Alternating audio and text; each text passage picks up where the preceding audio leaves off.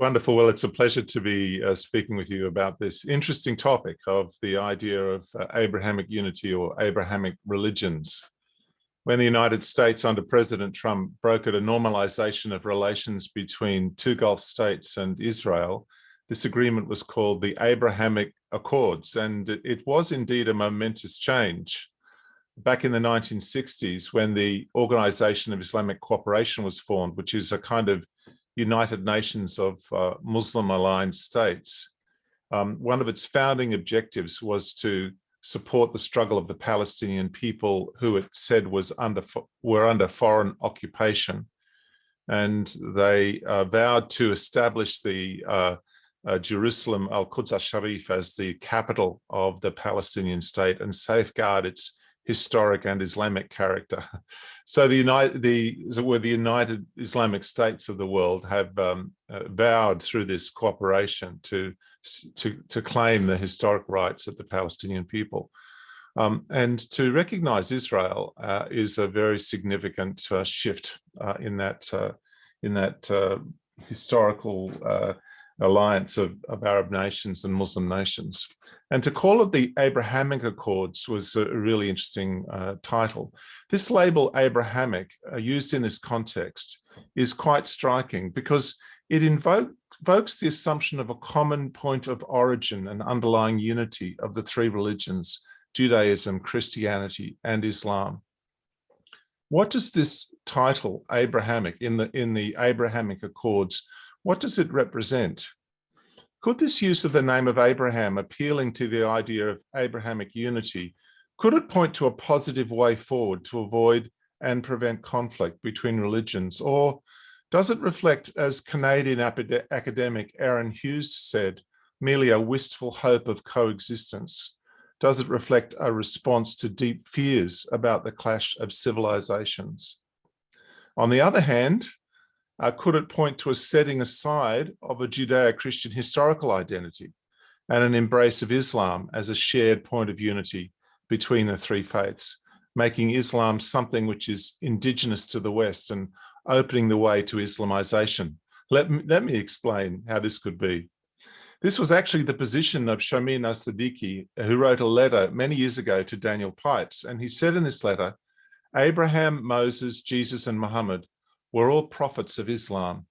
Islam is the common heritage of the Judeo-Christian Muslim community of America, and establishing the kingdom of God, that is the Islamic State, indeed, is the joint responsibility of all three Abrahamic faiths. Abraham was the din, that is the faith of both Jews and Christians who later lost it through human innovations. Now the Muslims want to remind their Jewish and Christian brothers and sisters of their original din, their original religion. And he concluded, these are the facts of history. Well, is this idea of Abrahamic unity or Abrahamic religion or even Abrahamic civilization, is it helpful or is it a bad idea based on wishful thinking or even worse, on a kind of supersessionist theology? Well, in the Quran, the expression, the religion of Abraham, is emphasized repeatedly. What is this religion of Abraham in the Quran? Well, it's clearly the message being brought by Muhammad, the prophet of the Quran. It is Islam, which is the religion of Abraham in the Quran, in contrast to, and in a sense, in rebuke of Judaism and Christianity. It is Islam which represents the faith of Abraham. The Quran says that the followers of Muhammad have the best claim to Abraham. In Surah 3:68, it says, surely the people nearest to Abraham are those who followed him and this prophet, that is Muhammad, and those who believe. God is the ally of the believers. If you accept the premise that Islam is Abrahamic, then it follows from the claims of the Quran that the one authentic Abrahamic faith is in fact Islam. Indeed, in the Quran, Christians and Jews are rebuked for commending their faith to the Muslim Arabs. Muslims, the Quran asserts, are following the religion of Abraham already. Furthermore, the Quran claims that Abraham was neither a Christian nor a Jew, but he was a Muslim. Indeed, throughout the Quran, Abraham is presented as a prototypical messenger or prophet of Islam, a model monotheist in the Islamic understanding. Strikingly, he's also said to have been the one who called people by the name Muslims or submitters. In the same vein, the Quran asserts that Abraham taught the religion of Abraham, which was the same as the religion of Moses, Noah, and Jesus. That's in Surah 42, verse 13. And just like Muhammad, Abraham is said to have received scripture from Allah. He was a model of Muhammad as a prophet of God. Well, it's really interesting and quite striking that the use of Abraham as a label for these three religions of Judaism, Christianity, and Islam is actually quite recent. In the 19th century, the phrase was mainly used by Christian scholars to refer to an idea that Abraham had a sort of primitive faith that preceded the Torah, preceded the faith of Israel. And then it begins to be used more and more in reference to monotheistic faiths from about 1960 onwards. I'd like to share this screen of an engram, a Google engram. And this is a plot of the frequency of the expression Abrahamic religion from 1800 right to the present. And you see that it's used in the 19th century in that sense of a sort of primitive pre-Israelite faith. Yeah, so this engram from Google shows the frequency of the use of the term Abrahamic religion. And in the 19th century, it is used to refer to sort of a primitive pre-Israelite faith. And then it falls out of use altogether. And then the term begins to be used again around about 1960, gradually, slowly increasing until the year 2000, when the use of the term explodes dramatically and it gets picked up enormously, basically after 9/11. So why did the term come into use around about 1960? And why did it explode after 9/11? Well, the term begins to be used more around about 1960, this idea of Abrahamic faiths, because of the work of the French Catholic priest Louis Massignon and his Lebanese Maronite student Joachim Mubarak. Massignon regarded Islam as a genuine revelation from God, and he thought of Muhammad as a genuine prophet. He was a Catholic priest himself. And then his student Mubarak in 1951 wrote a doctoral dissertation, Abraham in the Quran, Abraham dans le Quran. This work influenced discussion of Islam in Vatican II, and the idea that Islam was a profession of the faith of Abraham made its way into the Catholic Catechism today, which says that the plan of salvation also includes those who acknowledge the Creator, in the first place among whom are the Muslims. These profess to hold the faith of Abraham, and together with us they adore the one merciful God, mankind's judge on the last day. And from those discussions of Vatican II and the discussion of Islam as a representation of the faith of Abraham, the term Abrahamic religion made its way into interfaith dialogue and ultimately into religious studies. So today, it's the standard term that's used in religious studies to refer to Judaism, Islam, and Christianity as monotheistic faiths. So it's a comparatively recent invention. And it comes out of a Quranic milieu. It comes out of a framework which has been deeply shaped by Islam.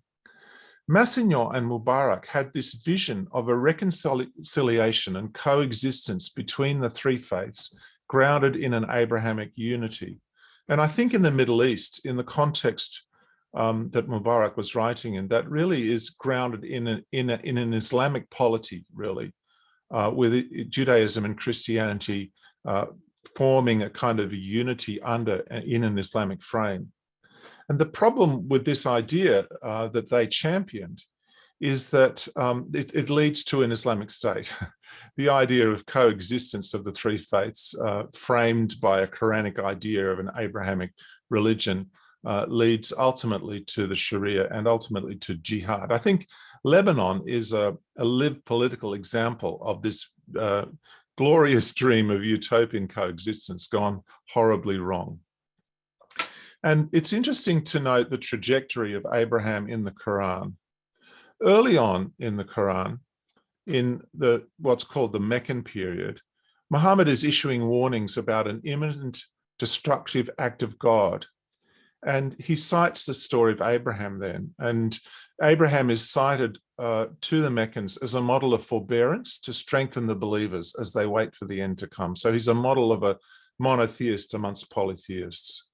On the other hand, later in the Quran, when Muhammad begins to pursue violence and enmity against former friends and relatives, even members of his own family, Abraham is co-opted for that as well. And you have Abraham described in the Quran as the model of perfect hatred. There's a really striking video when ISIS was rising of one of the ISIS leaders tearing up his passport. I think it was an Albanian passport, and destroying it and quoting Abraham as the model of perfect hatred. Abraham was his inspiration for his view of jihad and his renunciation of his former citizenship.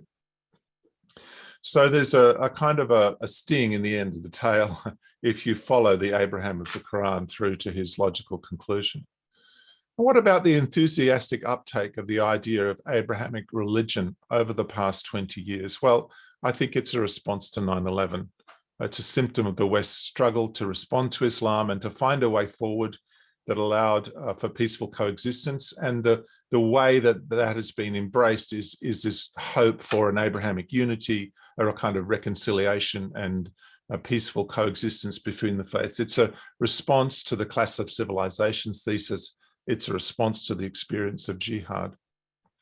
The problem is, theologically, Abraham is not a point of unity.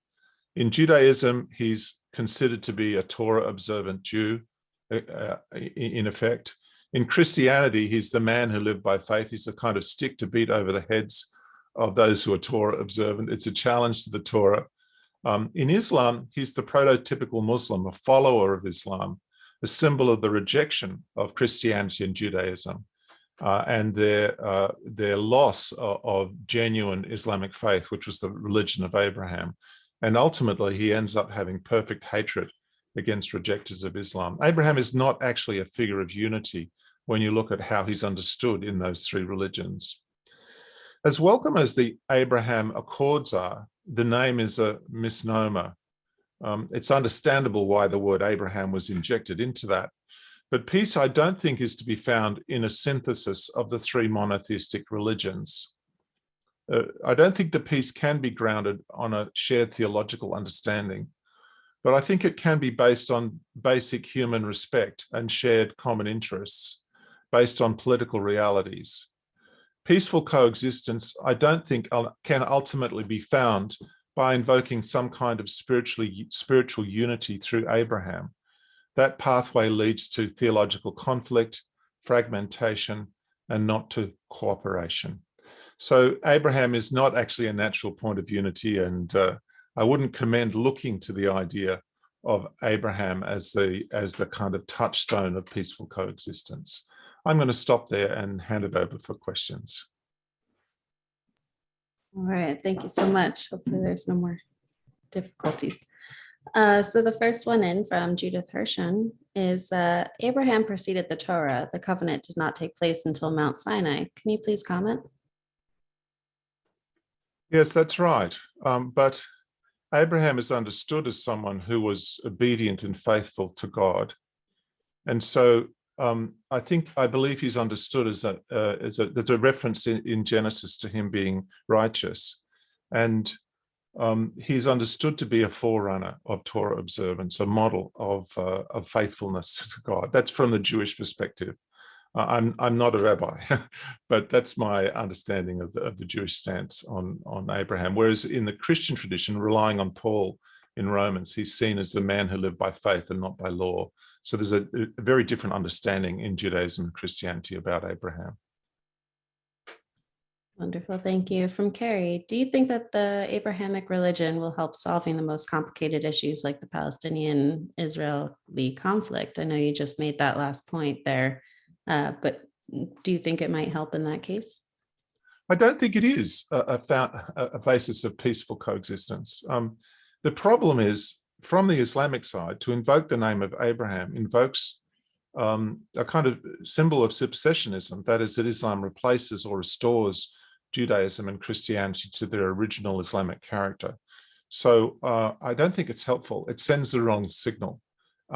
It's not a basis for coexistence. I think, you know, we should be able to work together as human beings with shared interests and basic human recognition of the right of each other to exist and believe and enjoy human freedoms. I don't think that can be grounded on the figure of Abraham, and I think it's misleading to do so. It sends misleading signals to the parties involved. Thank you. From Stephen Gerzoff, this concept of Abrahamic originality of Judaism and Christianity, is this the original cultural appropriation? I think it's used that way. It's used that way, yeah. And you know, in a sense, Paul, writing in Romans, is wanting to claim Abraham for his messianic faith. And Islam claims Abraham again as a kind of model of the prophet of Islam. So yeah, he's a highly contested figure. Understood. Thank you. From Arnold Landy, is it claimed that Abraham was the first Muslim as well as the first prophet? He's not claimed to be the first prophet. He's mentioned a lot in the Quran, I think second only to Moses, but he's claimed to be the person who introduced the term Muslim. Yeah, so the Quran doesn't have a very good sense of chronology of the figures of the Old Testament or the Hebrew Scriptures. So I wouldn't say that he's said to be the first, but he's understood to be the source of a generational line in Islam of prophets. The idea in Islam of prophethood is that there's a kind of generations of prophets that are descended from each other, and you have Abraham and Isaac and Jacob, and then, you know, and so on. So Islam has that idea, but it doesn't actually say he was the first. In fact, some Muslims call Adam a prophet of Allah, so he's sometimes called the first. Thank you. From Madan, Judaism is not quite like Islam or Christianity. There's no trying to convert anyone or launching wars for that. Why are the three religions a family? Well, I don't think they are. I don't think they have a family resemblance. I mean, I think that I discussed this in my book called The Qur'an and Its Biblical Reflexes. I think Christianity arises out of Judaism, out of Second Temple Judaism. That's very clear and not in dispute. But the standing of Islam in relation to those two faiths is quite complex, and it's not clear that it's an inherited faith. That is a faith that develops out of Judaism and Christianity in the way that Christianity developed out of Judaism.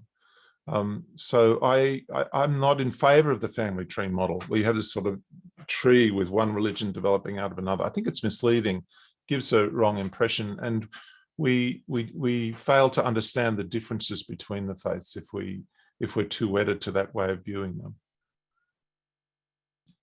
Thank you. Much appreciated. From Mir Herzl Melmed, is there any comments from the Muslim states who have made peace with Israel that indicates how they view Abraham within Islam?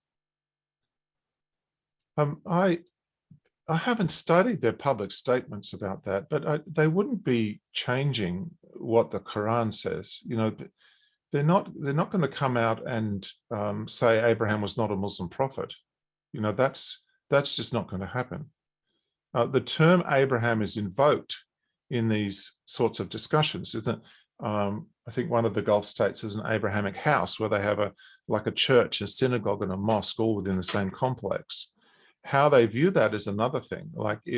That's an acknowledgement of the shared origin from their perspective of those faiths, but still from an Islamic perspective, Abraham was in fact a Muslim prophet.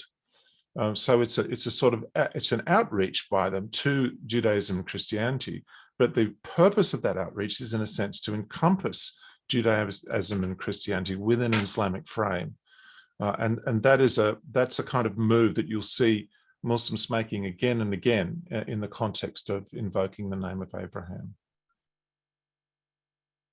All right. Thank you. We have a question from an anonymous viewer, and to put this delicately, how can the Quran preach stoning of non-Muslim Islamic people while also being based as the Abrahamic religion?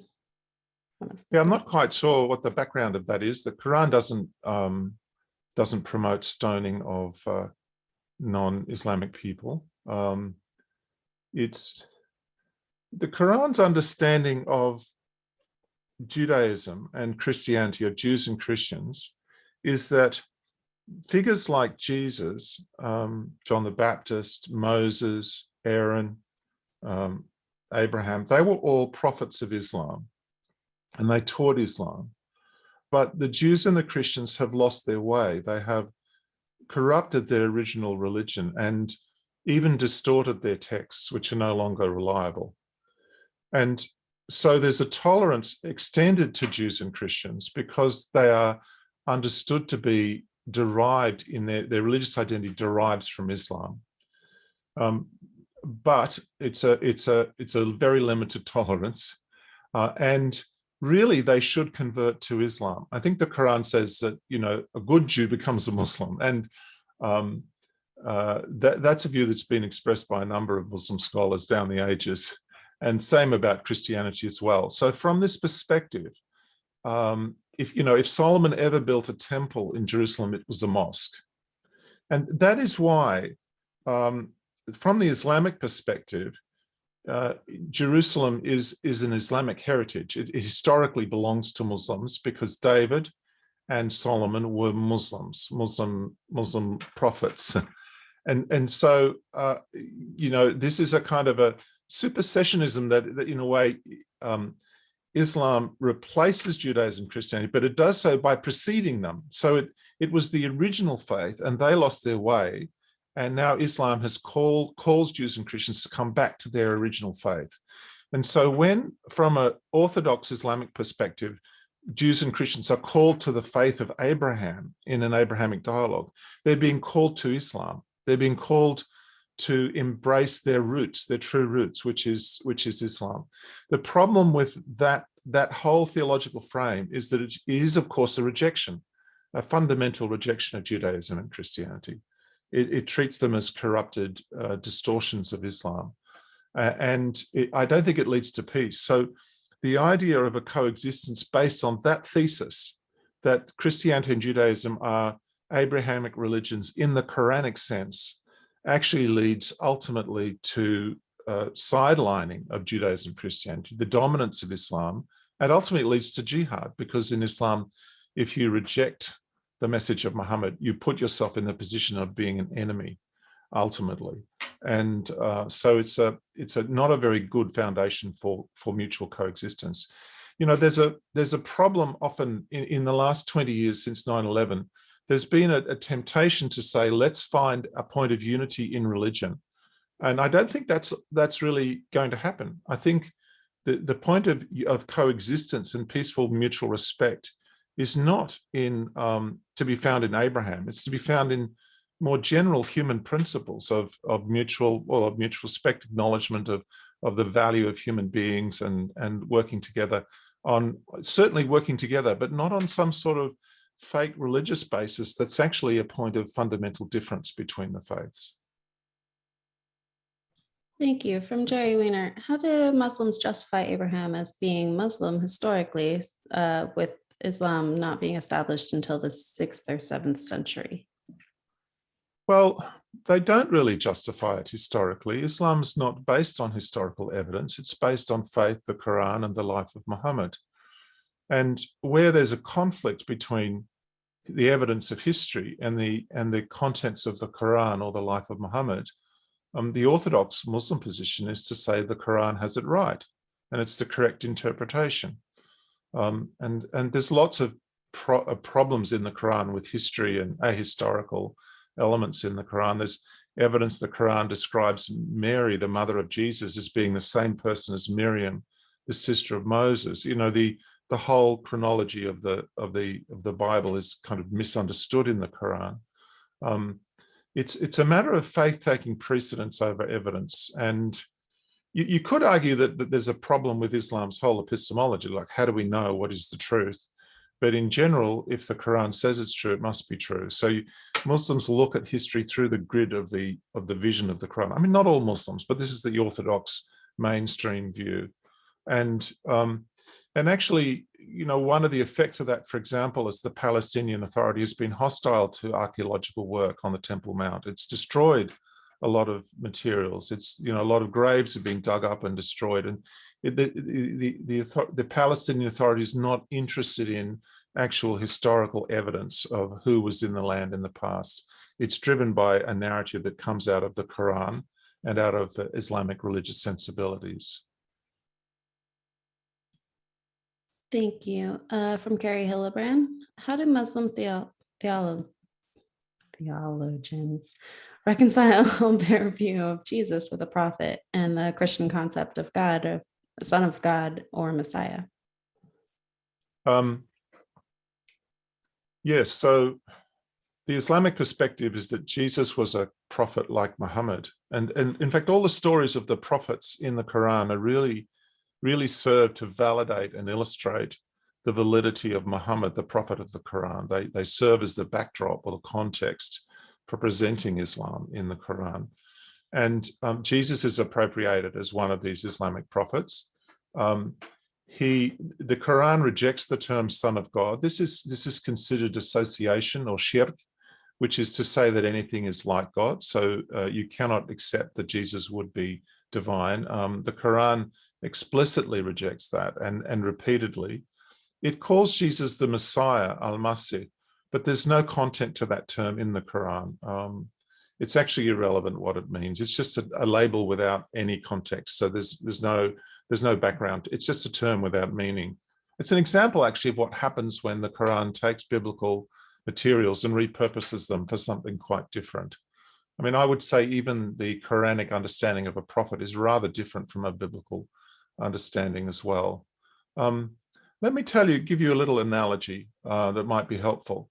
Some people have described Islam in relation to Judaism or Christianity as a sort of remodeled church or a remodeled synagogue. So there was a building and then it was extended a bit like Hagia Sophia, the former cathedral in Istanbul, which has been turned into a mosque. I don't think that's a good way of describing the relationship of Islam to Christianity or Judaism. It's more like the synagogue or the church was demolished and the building materials were lying in a heap. And someone came along and took those materials and they built a very different building. But anyone from the former church or former synagogue that walked through that mosque could recognize pillars and bricks and features from the old building. But they are all in a completely different array. They're performing different functions. Things are structured differently. So the Jesus of the Quran is a Quranic messenger. He's a Muhammadan prophet in a way. He's not a particularly Jewish figure. He's certainly not the Son of God. He's the Messiah in name only, without any content to that. There's no concept of what that would mean. His function is basically to validate the status of Muhammad as the prophet of the Quran. And in fact, he preaches martyrdom at one point, and that those who die fighting will enjoy paradise. He becomes a kind of a sounding board for Muhammad to proclaim his message. Wonderful. Thank you so much. We have a couple more questions left. You speak of Abraham in the Quran. Is he mentioned in any of the Hadith? I'm not sure about that. Yeah, that's a good question. He probably would be, but I haven't studied that in detail. The Hadiths are the traditions of Muhammad's teaching. They are recorded 200 or 300 years after Muhammad. And yeah, that's an interesting question. From Carrie again. Do you think that the idea of Abrahamic religion will be accepted among the followers of all three religions? Well, I hope not. I mean, It's already accepted by Muslims. Abrahamic religion is the religion of Islam. That's that's not going to change. In fact, the Quran speaks of Islam as the religion of Abraham. So that's going to stay the same. From the Christian tradition, we, as Christians, we speak of Abraham's faith rather than his religion. I don't think it's a helpful. I don't think it's a helpful frame. It is part of religious studies. Like, it's become in academic context, it's the term to refer to these three monotheistic religions. But it's not helpful from a spiritual or religious point of view. I'm opposed to it. Basically, I think it's a really unhelpful way to frame, even to frame interfaith dialogue with Muslims or partnership between Muslims and Christians across a political divide. I don't think it's a helpful place to start. Let's find other ways, better ways of doing it than appealing to a concept that's actually come out of the Quran through Christians, basically embracing the idea of an Islamic state, actually, in which Christians and Jews can exist peacefully. This is not a helpful way to frame interfaith dialogue, despite our fears. People are afraid because of 9/11. They're afraid of the clash of civilizations. But to embrace Abraham, it is clutching at straws. It's not a helpful way forward. Understood. And on that note, do you have any recommendations as to what would be helpful? Yeah, we want a brand, don't we? We want to kind of label to say, this is how we're doing this. I would just speak about diplomacy, cooperation, mutual interests, economic development, peace, human rights. We have lots of ways of talking about good reasons for working together. Just being rational, realistic, realism, pragmatism, respect for human beings. These are all available to us in this age. One of the problems is that sometimes parties even co-opt these things and try and use them for religious purposes, which is not helpful. Human rights becomes a label for a particular view of human rights. But I think we can just fight for a universalistic understanding of the value of human beings, of human dignity, and call people to work together on that basis. In one sense, you might say, look, it doesn't matter if the Abrahamic Accords are called Abrahamic. My point is that it's actually a misleading label, and it's not going to. It's something that's been invented to attach to fundamentally what those, what Bahrain and the UAE has wanted to do is nothing to do with Abraham.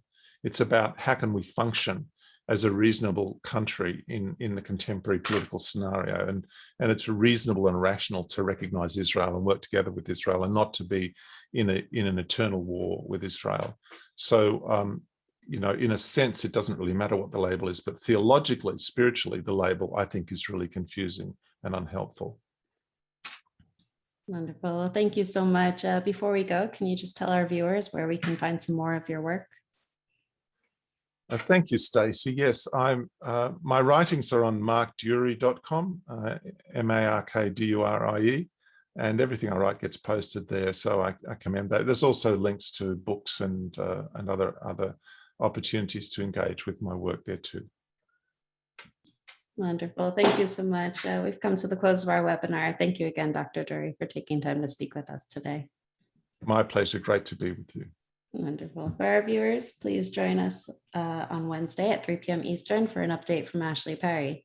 Thank you all for joining us, and I hope you have a wonderful day. And I apologize again for my internet connection issues. Bye.